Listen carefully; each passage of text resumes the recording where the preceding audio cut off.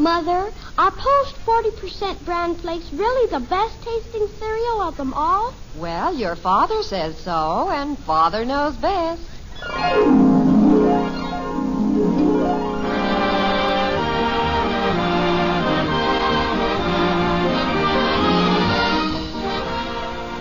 Yes, it's Father Knows Best, transcribed in Hollywood, starring Robert Young as Father.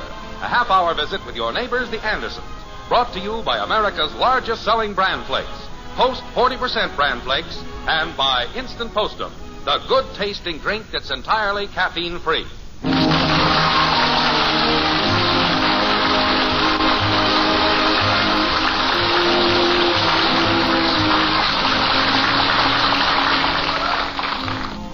When relatives arrive for a visit after a long absence, the opening remarks generally follow a very familiar pattern. Now, Aunt Thelma, who is stopping off at the Andersons between trains, isn't one to change things. That's why we find the family gathered in the living room of the white frame house on Maple Street with a conversation running something like this. My, how the children have grown. Yes, I imagine you noticed quite a difference, Aunt Thelma. It's been over a year now. Now, let's see. Who do they look like? Margaret, I do believe that Bud looks like you. No, on second thought, he does have Jim's eyes. And at times he has certain expressions that... Bud, smile for me once. Huh? Smile for Aunt Thelma.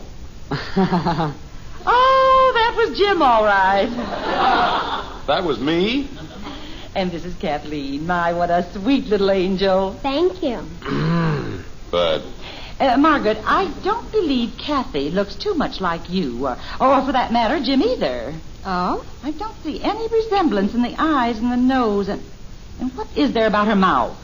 Blueberry jam? Bud, that wasn't necessary. I do believe, though, that Kathleen favors your side of the family, Margaret. That could very well be. But come to think of it, she does look quite a bit like Aunt Florence. No, maybe it's Uncle Harold. No, but there is somebody in that family that Kathleen resembles very closely. Their Cocker Spaniel? Bud.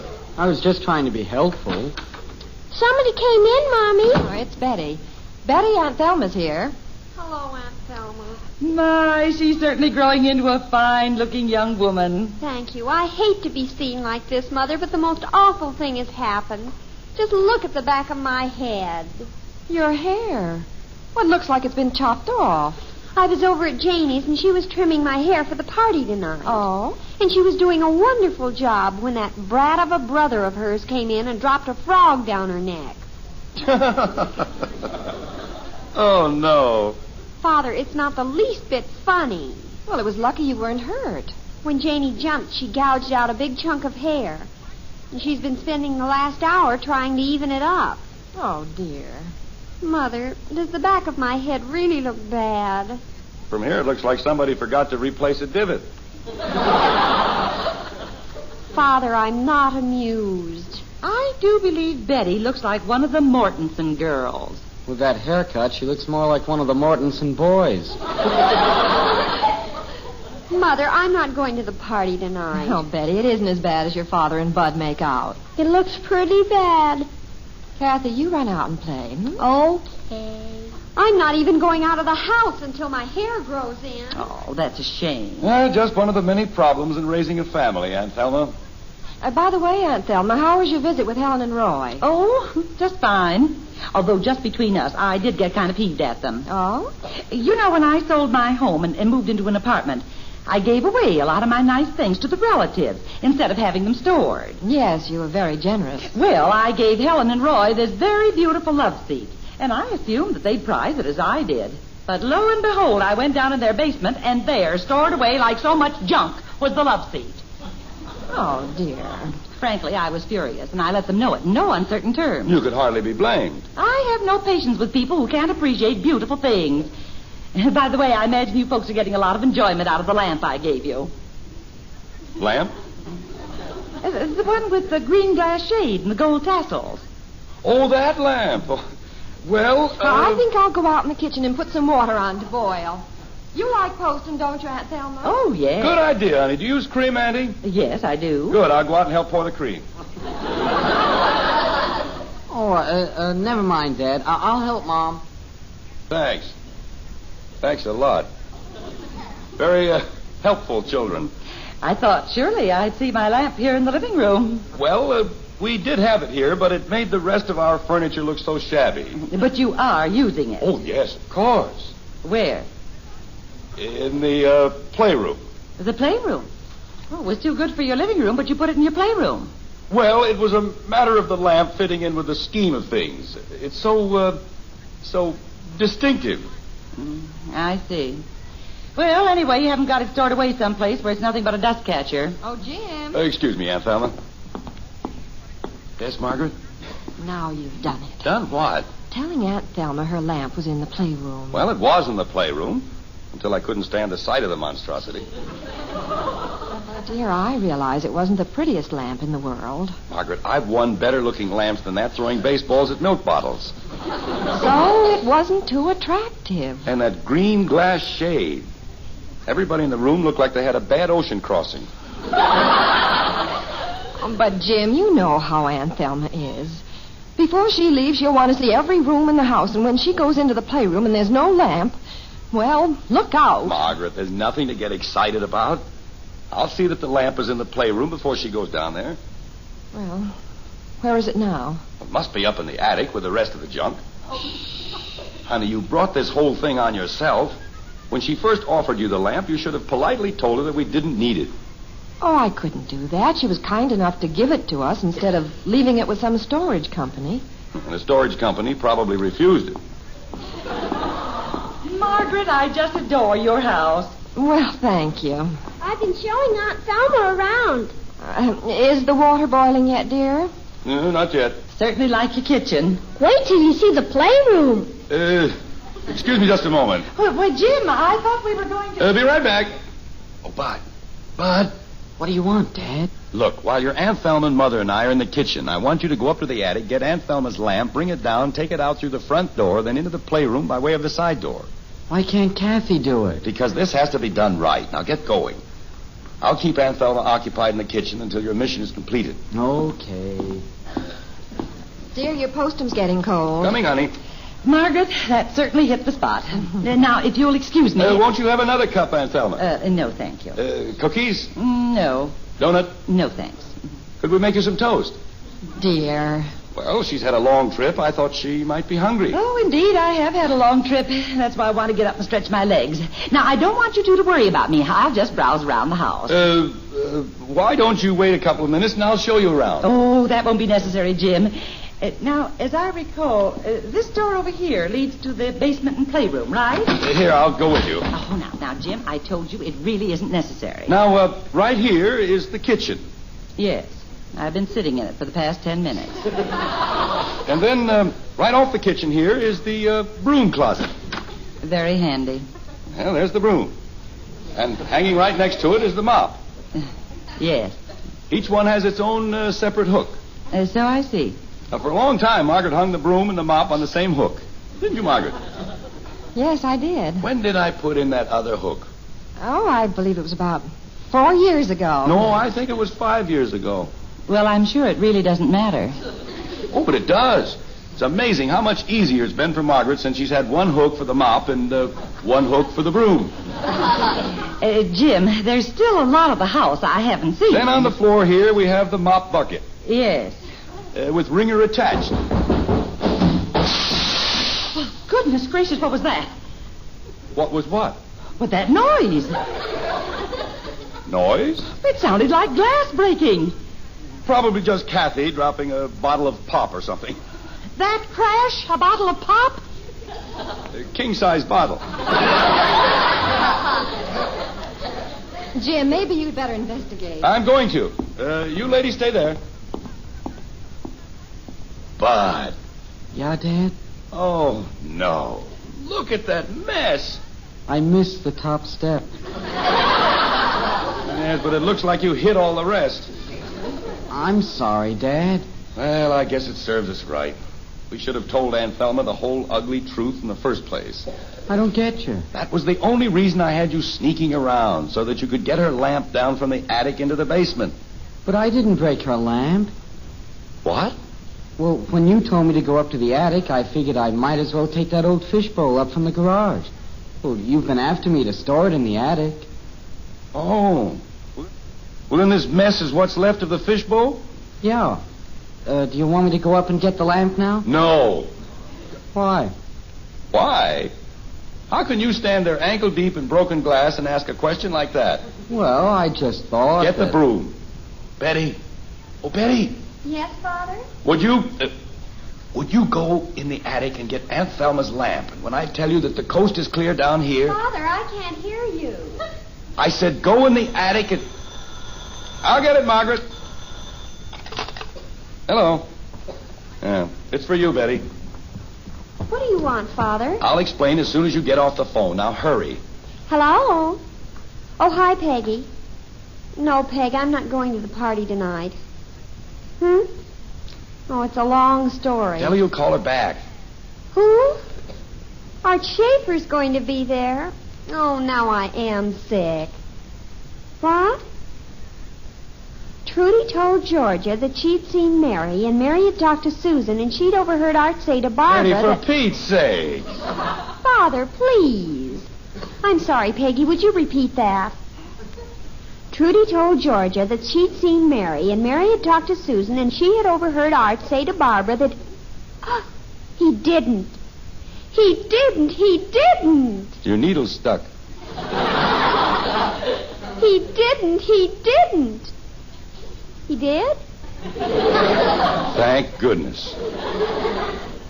He didn't. Betty. I'll call you back, Peggy. Guess what, Father? Betty, this is no time for guessing games. Trudy told Georgia that she'd seen Mary. And Mary talked to Susan, and she'd overheard Art say to Barbara... Father, how'd you know? Oh, just intuition, I guess.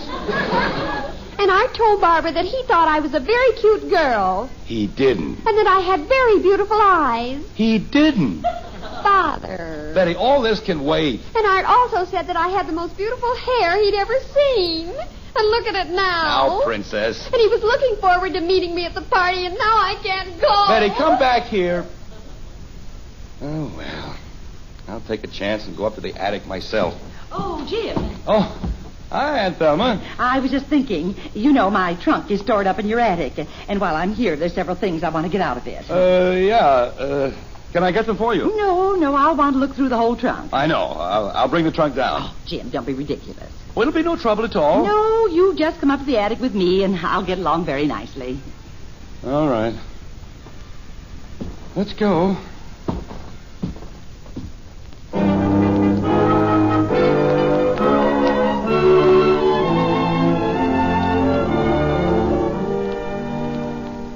My, look at all the things you have stored up here.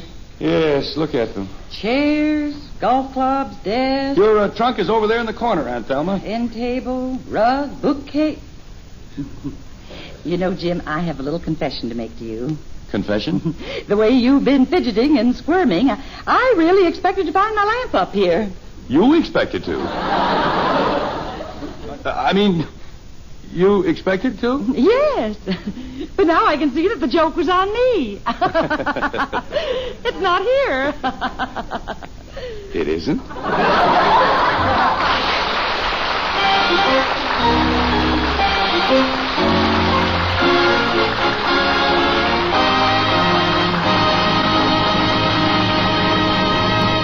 You know, sometimes little things build up into big troubles, and plans to solve them that sound swell just complicate affairs. But to you mothers listening in, here's a simple breakfast plan that's always swell. For years, many mothers have given their family bran for breakfast because they know that it contains important keep regular benefits.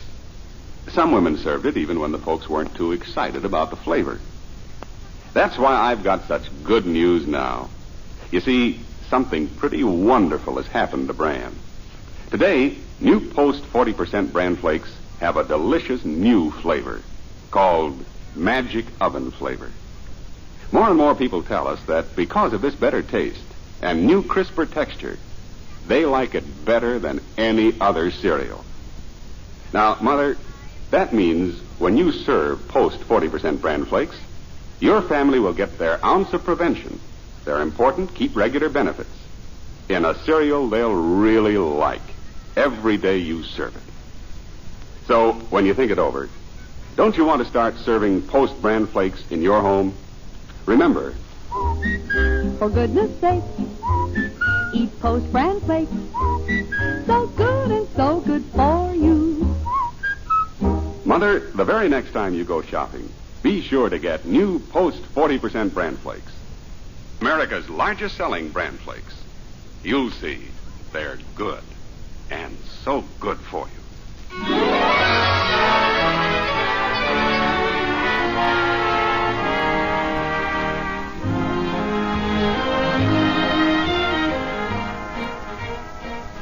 Once upon a time, there was a fellow named Aladdin who owned a lamp. And by rubbing this lamp, which had certain magical powers, he was able to do himself quite a bit of good. Now, some years later, there's another fellow named Jim Anderson who owns a lamp. It was given to him and his wife by his Aunt Thelma. Unlike Aladdin, Jim has realized very little good from this lamp. And the only evidence of magic is that the lamp itself has disappeared. Let's catch up on the details. Like this. Oh, Jim, there must be some mistake. I'm telling you, Margaret, the lamp is not in the attic. Are you sure? Certainly I'm sure. Aunt Thelma practically took an inventory of everything in the place. Now, that means she'll certainly be looking for it in the playroom. Exactly. Dear, couldn't you go out and buy another lamp? Margaret, there's no other lamp like that one. Oh, there must be. I doubt it. After the fella got through making that one, I'll guarantee they put him out of his misery. Is that you, Betty? Yes, Mother. Have you any idea where that lamp is that Aunt Thelma gave us? No, Mother, and right now I can't concern myself with trivial matters. Betty, isn't it about time you were snapping out of it? Father, when you're invited to a party and one of your admirers is going to be there and you can't go, well, it's not just a matter of snapping out of it. Betty, if you're so worried about your hair, why don't you go down to the beauty shop and see what they can do with it? Mother, the way I look, I'm not even leaving the house. I'll just have to work out my own problems. Jim, the lamp. Yeah, speaking of problems. How about the basement? No, the basement is pretty well cleaned out. Ever since we had that rummage sale over at the church, Rummage sale? That's it. It was probably in that carload of stuff we took over to the church. That means that one of the church members has the lamp. Well, at least we're on the trail. Some trail, 400 members. I believe Mrs. Ashby was chairman of the rummage sale. Well, why don't I have Kathy go over to her house? No, not Kathy, Margaret. Why not? We're having enough trouble as it is. Let's not get her mixed up in this. Send Bud over, and maybe Mrs. Ashby can give him some leads to follow up. I wonder how long Aunt Thelma will be up in the attic. I don't imagine too long, but in the meantime, I'll get on the phone and make a few calls. I wonder who did get that lamp. I don't know, but there must be an intelligent way to approach this thing. I know. The first person I'll call will be Mrs. Stevens. Why, Mrs. Stevens? By the looks of those hats she wears, she'd buy anything. Jim, that was cruel. I'll go round up Bud. Oh, what a day. Chasing some beaten-up old... Hello? Oh, hello, Ken. This is Jim Anderson. I was going to talk to your wife, but you'll do. Ken, a while back the church had a rummage sale, and I was wondering if by any chance you or your wife bought a lamp there. Oh, it had a sickly green shade, funny-looking gold tassels, an ugly stand, and... Well, I know you'd have been out of your mind to buy it, but... No, Ken, I'm not saying that you are. All right. I didn't realize he was so sensitive. I don't know why you can't ask a person a simple question without... Hello, Mrs. Benson? Mr. Anderson. Not long ago, the church had a rummage sale, and I was wondering if you happened to buy a lamp at the sale. What? Well, it has a beautiful green shade, handsome gold tassels, and exquisite stand.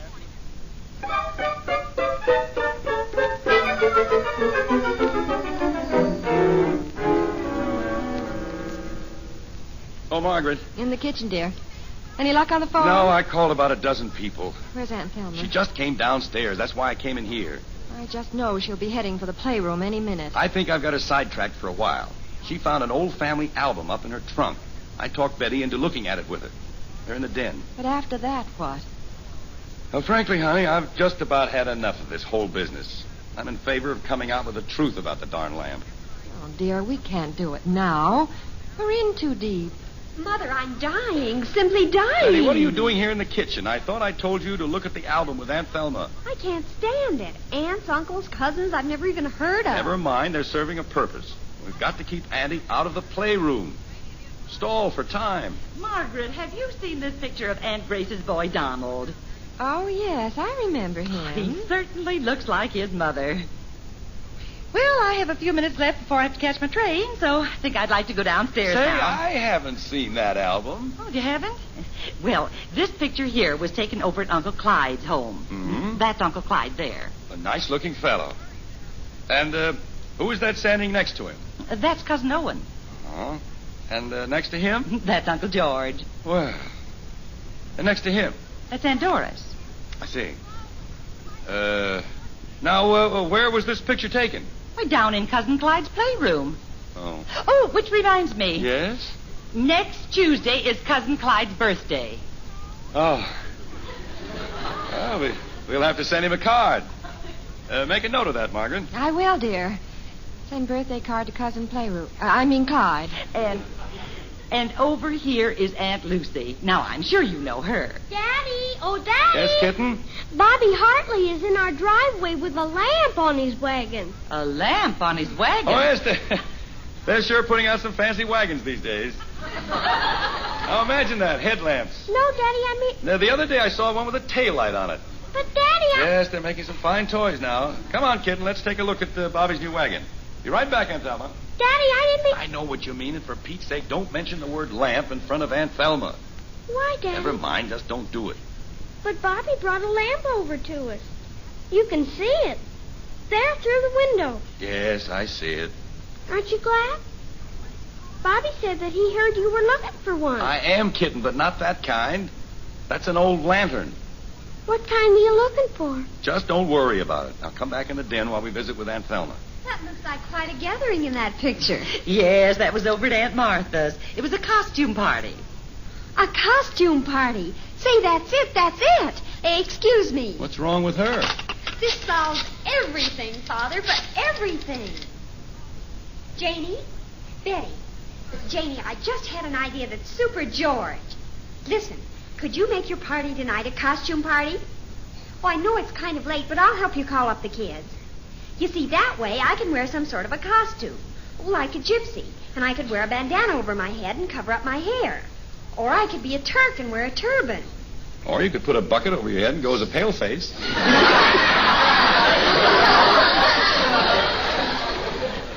Very funny, Father. Would you, Janie? Oh, that's wonderful. Bye. Mother, now I can go to the party and meet Art after all. Well, I'm glad, dear. I had a hunch you'd come up with something. Thanks to you, Aunt Thelma, and the album. I'm glad it worked out. And now, if you'll pardon me, I must get my things and be on my way. Oh, do you really have to leave now? Yes, I'm afraid so. Oh, that's a shame. I know. I'll go to the costume party as Pocahontas. That way I can wear an Indian headdress. Kathy, where's that Indian headdress you used to have? Down in the playroom? Oh, that's right, the playroom. I must take time to see that before I go. Oh, no. Come on. I'll show you the way. You go ahead, Kathy, and I'll follow you. What are we going to do, Jim? We're trapped. We just have to confess the whole thing. See, Aunt Thelma? Oh, my, this is a pleasant room. Yes, we certainly like it. And doesn't my lamp look nice in there? Your lamp? Yes, over there on the end table. Huh? Jim, there it is. Goes so well with the curtains. And the green ping pong table. Well, I wish I could spend more time down here. But I must be getting ready. You coming up, Jim? I'll be up in a minute. What's the matter, Daddy? Nothing. I'm just trying to figure out this lamp business. What about it? How did that get down here in the playroom? I put it here. You put it here? And where'd you find it? I had it out in my playhouse. When I built my playhouse, you told me I could furnish it with anything we had stored in the attic. So yesterday I brought the lamp down. But how did it get in here? When it started to rain last night, I put it in the playroom. Well, why in heaven's name didn't you say something about it? Nobody asked me. What's the matter, Daddy? Am I bad? No, kitten, no. You're good. Very good.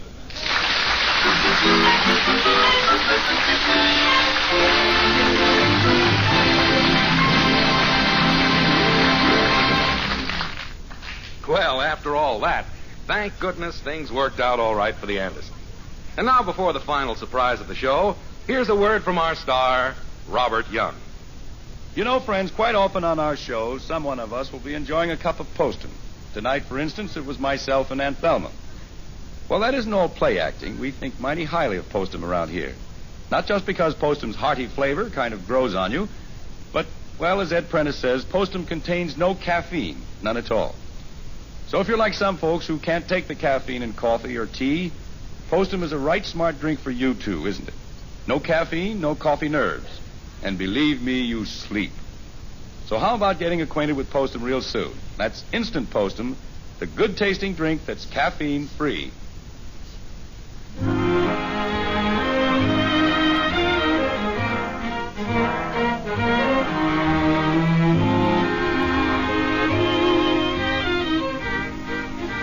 It's late evening now at the White Frame House on Maple Street. Aunt Thelma has been taken to the train and is on her way home. Bud and Kathy are in bed, while Jim and Margaret are down in the living room catching up on some much-needed relaxation. Like this. I know it's a horrible word, Jim, and I hate to mention it, but what about the lamp? What about it? Will it go back to the attic or a rummage sale? I don't know. I can't stand to have the thing around. I'm sure nobody would buy it. We couldn't even give it away. Well, our little Indian princess returneth home. How was the party, dear? Oh, dreamy, Mother. Simply dreamy. I gather that this means that Arthur, the new Romeo, was there. He was. And never in all my life have I met a man so romantic. A real dreamboat? Oh, but utterly. Before we parted, he held my hand and asked me if I would give him some little thing. Something to remember me by. Princess. Margaret, there's the answer. What? Give him the lamp.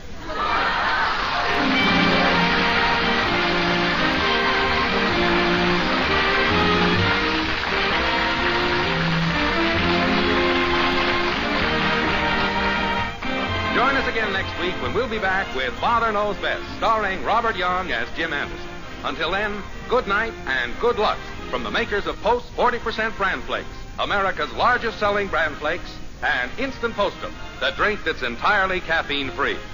In our cast were Ted Donaldson as Bud, Dorothy Lovett, Rhoda Williams, Helen Strom, and Vi Berwick.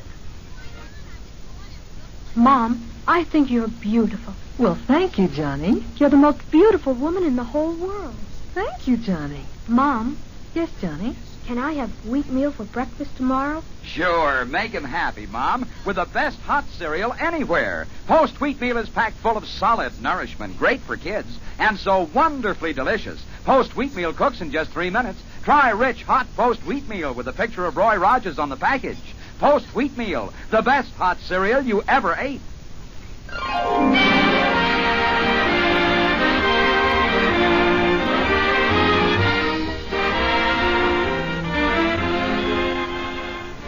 Father Knows Best was transcribed in Hollywood and written by Paul West and Dick Conway. This is Bill Foreman speaking.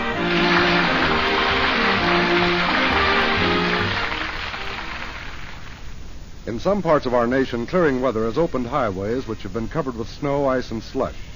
And with this clearing of roads, the reaction of some motorists is to drive faster. Curb your reaction to push down on the accelerator. Take your tip from the man who drives for a living, America's professional truck driver. He's taught to drive safely and expertly, and he knows that excessive speed is the #1 killer on the highway. So remember to keep your speed down to safe limits.